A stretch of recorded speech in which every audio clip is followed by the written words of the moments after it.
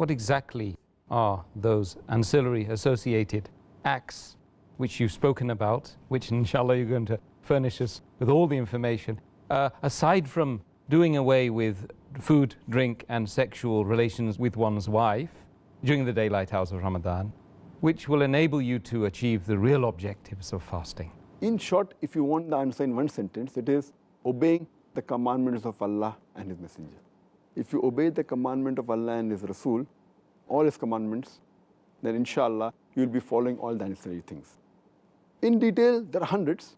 We listed the major ones just a couple of days back when we discussed the topic recommended and discouraged acts while fasting. And if you remember, we had discussed 32 points in the topic of recommended acts while fasting and about 29 points in acts which are discouraged while fasting. Both put together 61. And in all these days we have discussed more than 60 points which are recommended and discouraged. In short, if you follow the command of Allah subhanahu wa ta'ala and His Messenger, we are doing the associated things. In short, to mention, just to highlight a few more, a few which we have discussed earlier, our beloved Prophet Muhammad said, it's mentioned in Sahih Bukhari, volume number 3, in the book of fasting, Hadith number 1901. Our Prophet said that anyone who fasts the complete month for the sake of Allah subhanahu wa ta'ala, for him, and seeking reward from him, he will have all his sins forgiven. The first thing is the intention, it should be for Allah subhanahu wa ta'ala. And we should do it to seek the reward of Allah subhanahu wa ta'ala. Furthermore, it's mentioned in Sahih Bukhari, volume number 3, in the book of fasting, Hadith number 1894. Our Prophet said, fasting is a shield.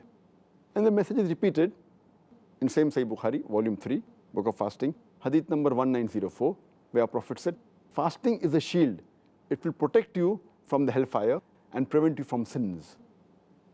And our Prophet said, it's mentioned in Sahih Bukhari, volume number 3, in the book of fasting, Hadith number 1903, he said that anyone who does not leave his false actions and false speech, Allah subhanahu wa ta'ala does not require him to leave his food and drink.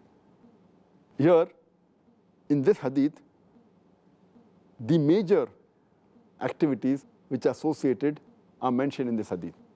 It comes in two categories, false speech and false action. False speech, as we discussed earlier, includes backbiting, slandering, lying, verbal abuse, vulgar speech, gossiping, rumor mongering. In false action, we have things which people do very often in Ramadan, is listen to un-Islamic songs, listen to music, watch un-Islamic television programs, un-Islamic movies, read un-Islamic magazines, they go to un-Islamic websites, wastage, extravagance, all these come in this activity.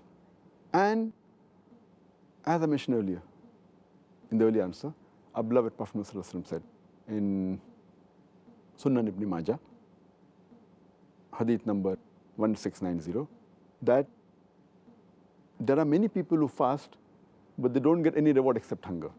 And many people who stand in Salah, their standing is useless, they get no reward except for sleeplessness. And our beloved Prophet also said in Sunan Ibn Majah, Hadith number 4250, that anyone who asks for forgiveness for the sins he has done, it is as though he has not committed that sin. So in this month of Ramadan, you can ask for forgiveness, and inshallah, Allah will forgive your sins.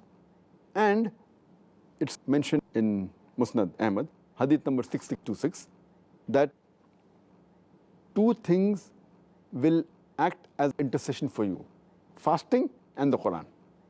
The fasting will say that this person left his desire of eating, drinking and sex for me, so I will intercede for him.